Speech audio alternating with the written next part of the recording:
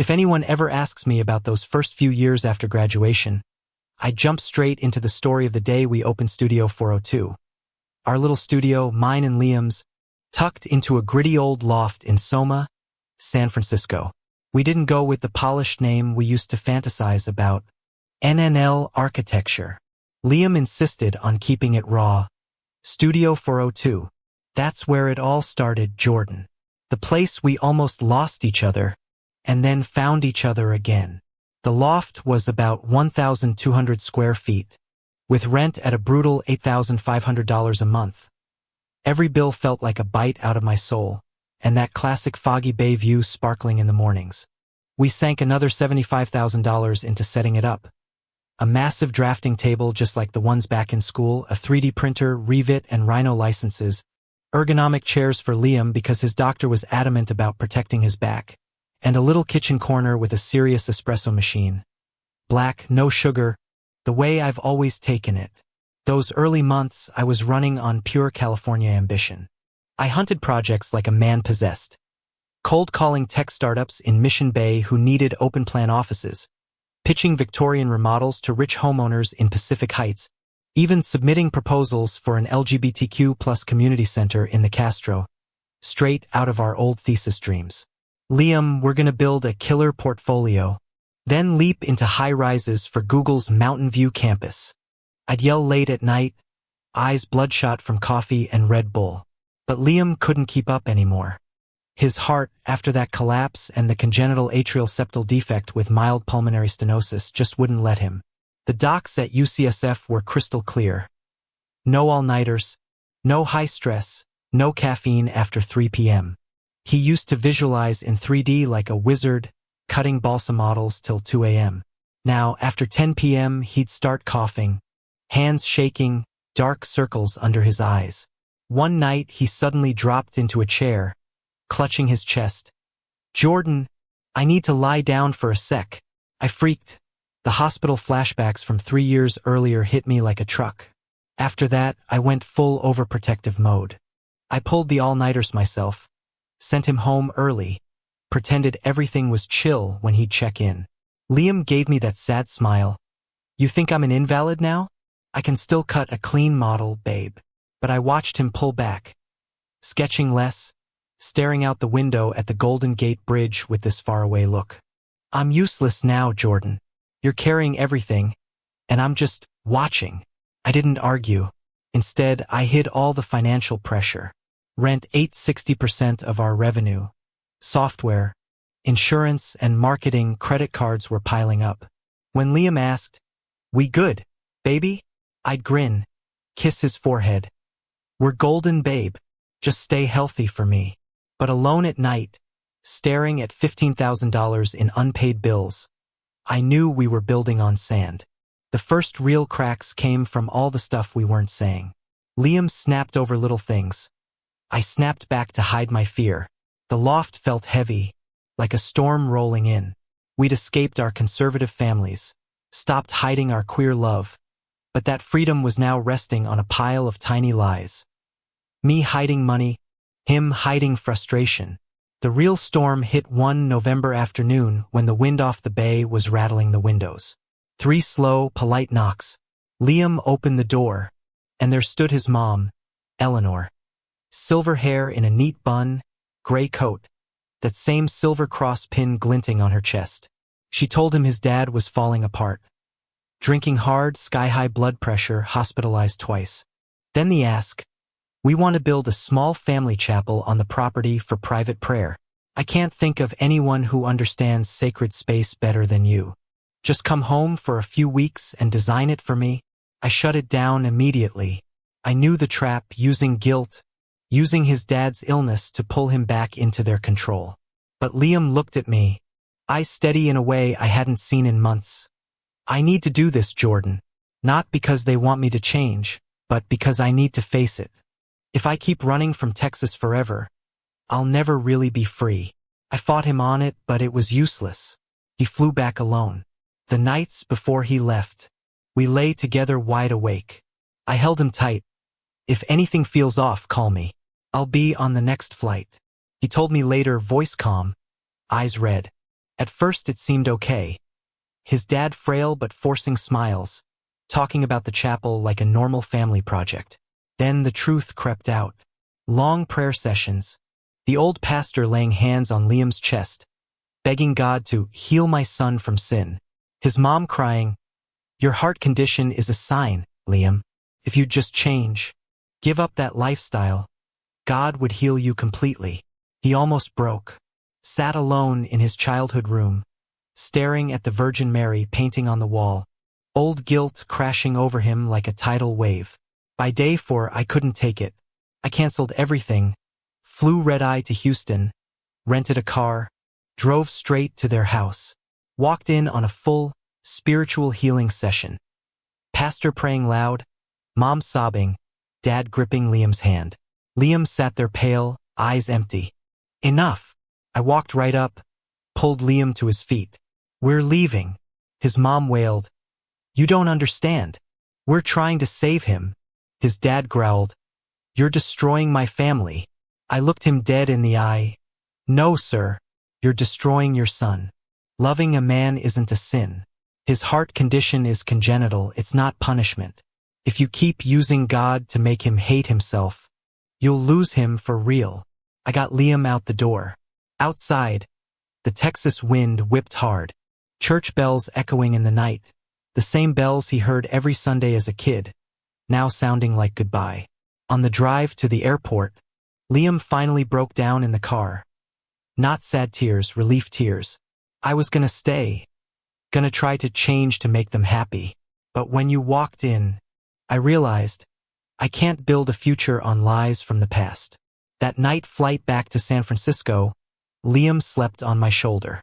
I looked out at the city lights below and knew, no matter how hard the past pulled, we'd chosen each other, and the truth. We thought things would settle after Texas. Liam seemed a little stronger, at least on the outside. He smiled more, made my black coffee every morning, started sketching new ideas again. We even landed our biggest project yet, designing a small contemporary arts center in Portland for a queer and trans artist nonprofit. $4.2 million budget. Nearly $350,000 in design fees if we delivered on time. It was our shot to put Studio 402 on the map, thicken the portfolio, get cash flow to clear my credit card debt. But the price was constant travel. Portland's a 10-hour drive or short flight, but we had to be there nonstop. Client meetings, site surveys, concept presentations, revisions. I wanted to leave Liam home, but he insisted, "This is our project, Jordan. I'm not sitting on the sidelines again." I gave in. I didn't want him feeling useless. Family pressure still simmered. His mom called weekly, sad voice. "You doing okay? Your dad asks about you." Liam kept it short, polite, but afterward he'd go quiet for hours. I caught him staying up later, even though I begged him to sleep. He said it was to make up for lost time in Texas. But I knew he was pushing himself to prove he still mattered. His health started flashing warning signs. Longer coughing fits, racing heart after hotel stairs in Portland, moments he had to stop and breathe. UCSF upped his beta blockers, ordered absolute rest, but deadlines don't wait. We flew up for the 4th time that month, the make or break final presentation. The board could sign us or go with a bigger Seattle firm. That day it poured northwest rain, gray and bone-chilling. The meeting room was in a renovated old building near the Pearl District. Warm wood, golden light. We nailed the presentation. Open concept, flexible spaces, natural light everywhere, inspired by the safe spaces the queer community needs. I handled structure. Liam owned experiential design. Voice a little hoarse, but still magnetic like senior thesis days. During Q&A, a board member pushed on the feasibility of Liam's big curved glass roof. He stood, walked to the projector, started explaining detail by detail. I saw his face go pale, sweat beading even in the cool room. Then mid-sentence he grabbed the table, eyes glazing, "Sorry, and collapsed hard, unconscious. Chaos. I rushed to him, knelt, called his name while someone dialed 911. My heart felt like it would explode, old hospital memories sharp as knives. Ambulance came fast, took him to OHSU.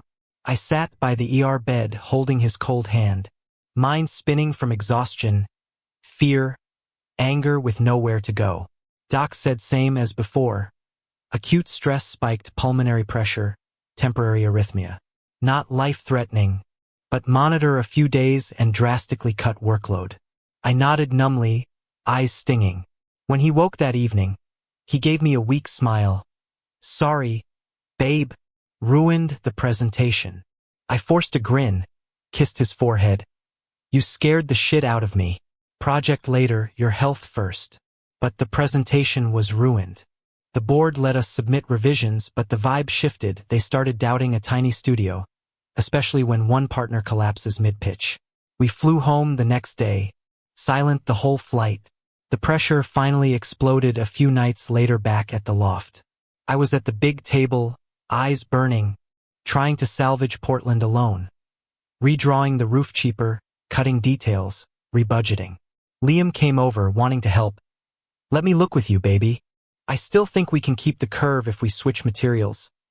I snapped, louder than I meant. Just let me do it alone. Go rest. Liam. I'm carrying your share too. It flew out before I could stop it. Dead silence. Liam stood frozen, face white, eyes wide like I'd stabbed him. I knew instantly I'd fucked up, but months of exhaustion, worry, fear kept the apology stuck in my throat. He turned away, voice small but sharp. Yeah, I get it. I'm just dead weight. He walked to the bedroom, closed the door softly. That gentle click hurt worse than any slam. Cold War after that. We still lived together, still ate breakfast, but conversation turned polite and distant. Liam got up earlier, worked in his corner on unrelated sketches.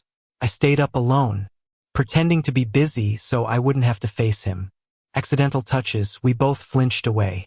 I slept on the sofa a few nights, claiming late work. We still loved each other fiercely. I saw it in the way Liam stole glances when he thought I wasn't looking, in the black coffee waiting on the table every morning. But we were hurting each other with our deepest fears.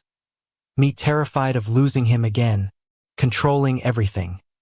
Him terrified he was worthless, beating himself up. The Portland drawings sat untouched in the middle of the table. The curved roof crossed out over and over. Just like us, still beautiful on paper but cracked in ways that weren't easy to fix. I knew I had to apologize, lay it all out. The money stress, the fear, how I couldn't imagine life without him. But every time I tried, my throat closed up. And Liam built his wall of silence higher. Studio 402 had once been where we found each other in the wreckage. Now it was watching us drift. Not because the love was gone, but because we loved too hard and didn't know how to protect each other from ourselves. The Cold War dragged on almost 3 weeks, and every day the loft felt bigger, emptier.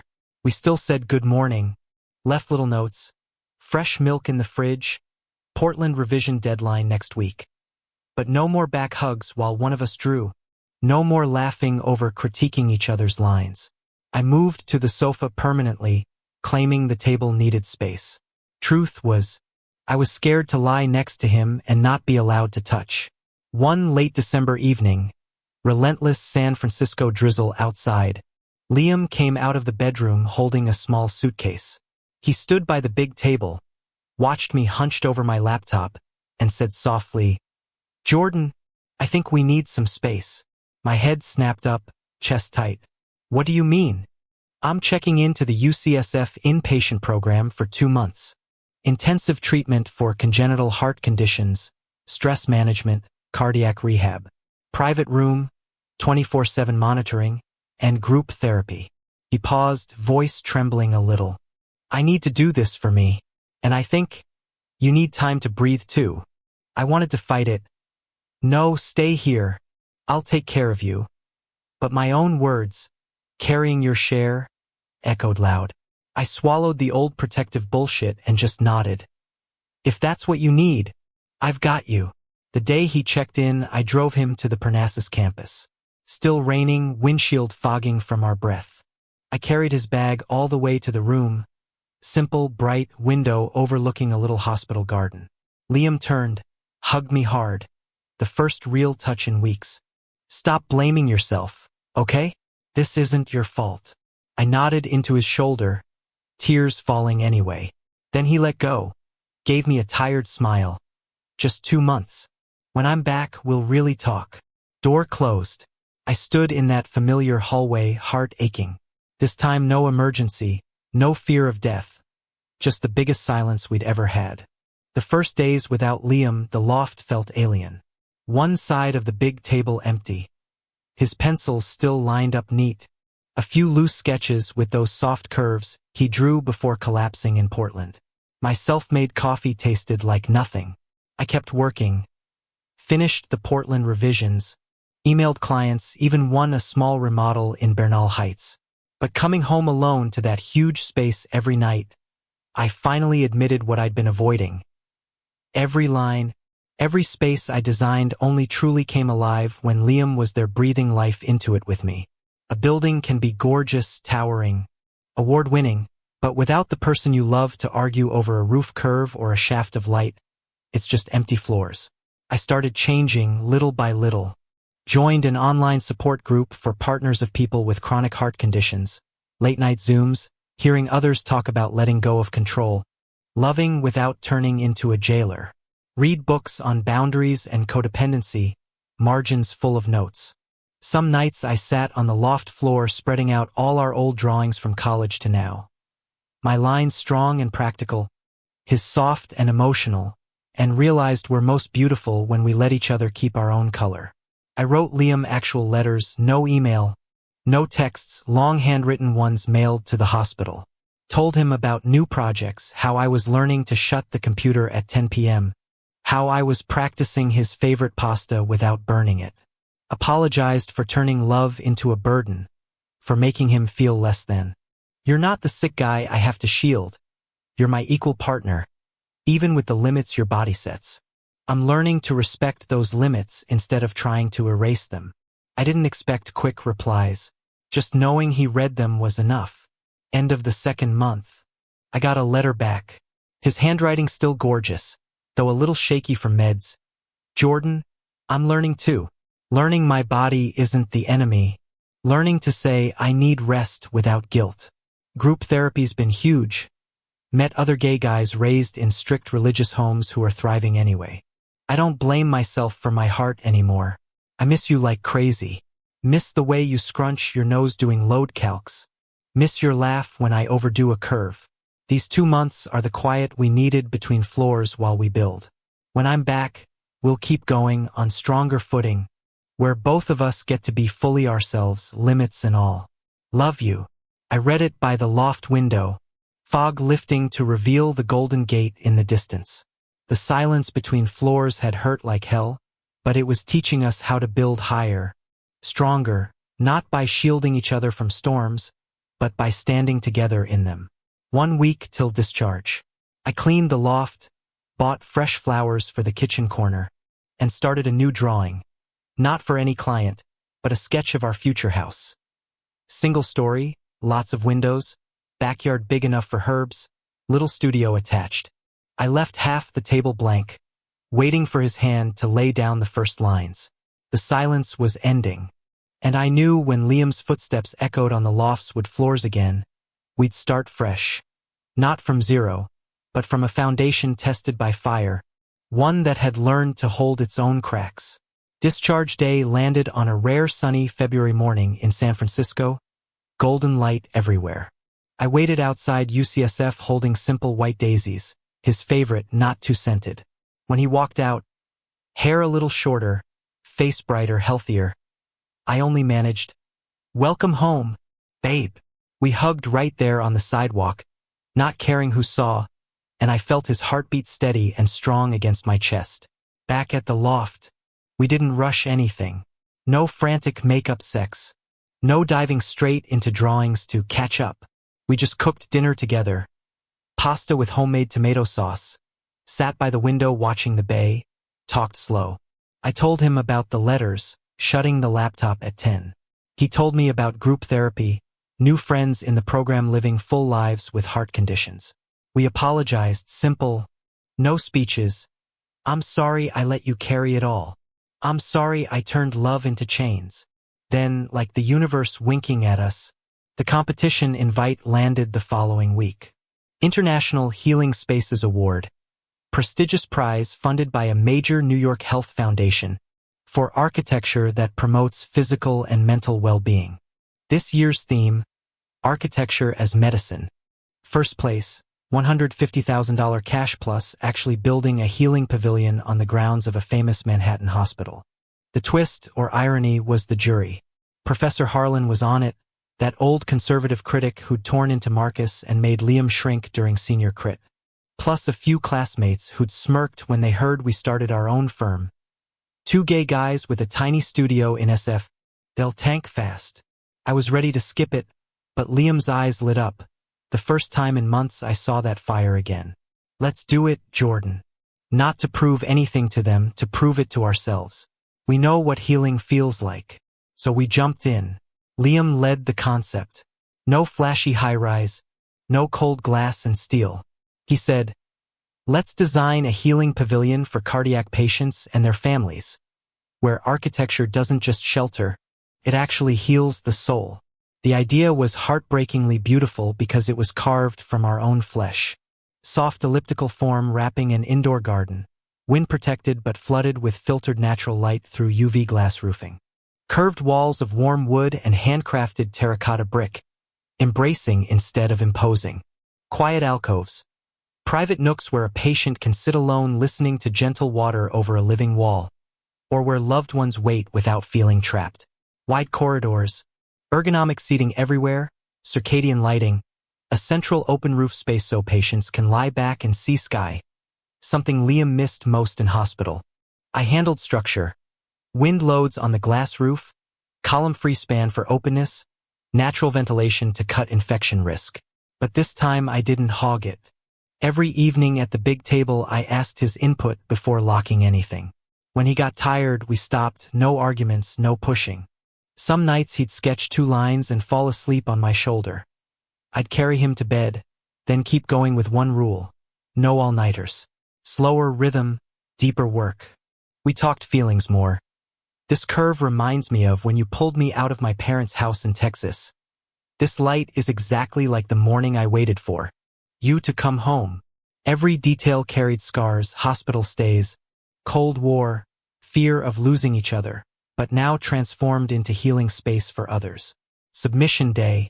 We sent final renders titled Studio 402 Between Heartbeats. Short statement. This pavilion is designed from the silence between heartbeats, where fear lives, but also where love heals. 3 months later, shortlisted top 5.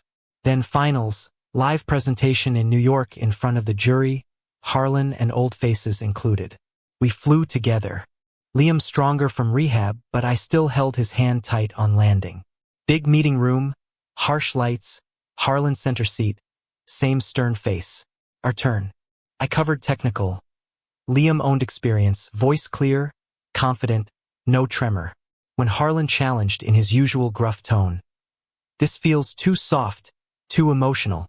Architecture needs strength, not catering to fleeting feelings. Liam met his eyes, smiled calm. Professor, the strongest architecture is the kind that helps people survive their weakest days. We're not indulging emotion, we're creating space for emotion to heal, for hearts to actually rest. Room went quiet. Harlan just nodded, said nothing more. Results that night. Studio 402 took first. When they called our name, I looked at Liam, tears streaming, but smiling through them. We walked on stage hand in hand, right in front of Harlan and every doubter. I kissed his hair, whispered, "We did it, babe. Between Heartbeats gets built for real next year." But for me, the real healing architecture was finished long ago. Right there on the Studio 402 drafting table, in the nights we chose slower rhythm, chose to honor each other's limits, chose to turn pain into space for love to breathe. Because in the end, our love doesn't need flashy concrete. It just needs healing, one day, one heartbeat at a time. Winning the Healing Spaces Award didn't just bring Studio 402 a fat check and the Manhattan build contract. More than that, It gave Liam the recognition he'd craved.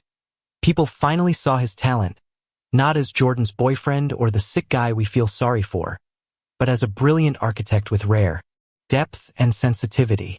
At the New York ceremony, when the MC announced Liam Hayes, lead conceptual designer, Studio 402, I watched him stand taller, eyes shining but dry. Press afterward focused on him more than me.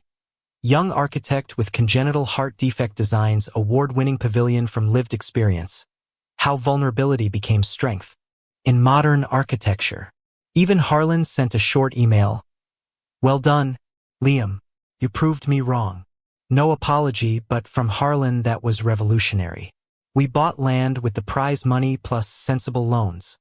A gentle hillside lot in Marin County, just north of the city, where we'll build the house we designed ourselves.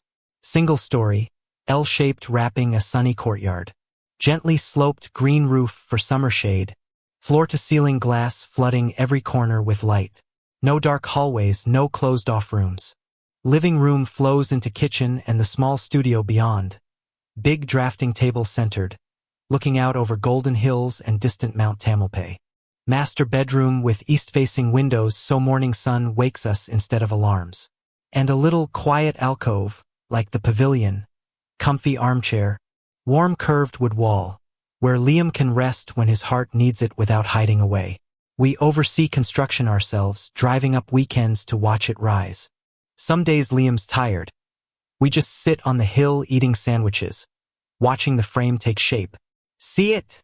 He said once, head on my shoulder. This house has no dark corners. Sun hits everything. Move-in day was a perfect June afternoon. California sun thick as honey. No big party, just a few old architecture school friends and Liam's sister flying in from Texas. His mom sent homemade cookies with a short note. Wishing you both happiness in your new home. Praying for you. That night, after everyone left, we sat on the bare living room wood floor drinking cold beer, watching sunset paint the bay red. Liam took my hand, voice soft. Thank you, Jordan, for never giving up on me. From the old Studio 402, through hospitals, through all the times we hurt each other. Now we have a real home. Nothing left to hide. I kissed him slow, last rays pouring through the glass. Thank you for always being you. No matter how hard it got. This house, it's us. Every brick laid with truth, persistence, love that doesn't need explaining. The big drafting table's already in the new studio corner. On it, Manhattan Pavilion nearing completion and Oakland Community Center, and farther out, ideas we haven't named yet. But whatever comes, they'll always carry both our marks. My strength, Liam's softness, blended into spaces where people can breathe, live, love without fear. Our life now is like this house on the hillside. Full of light, no shadows, foundation tested by every storm we've weathered. Liam still takes his meds daily, still needs quiet afternoons sometimes. I still worry too much, still learning to let go. His family hasn't fully come around, but they've learned silence over judgment. But we have each other. Studio 402 still open in Soma for city workdays, and this house for rest. Mornings with black coffee, no sugar. Nights listening to steady heartbeats. And above all, a future we keep drawing, one day at a time, with hands that once shook from illness and fear, but now only tremble from happiness. The house is full of sunlight, and in it we finally get to be ourselves forever.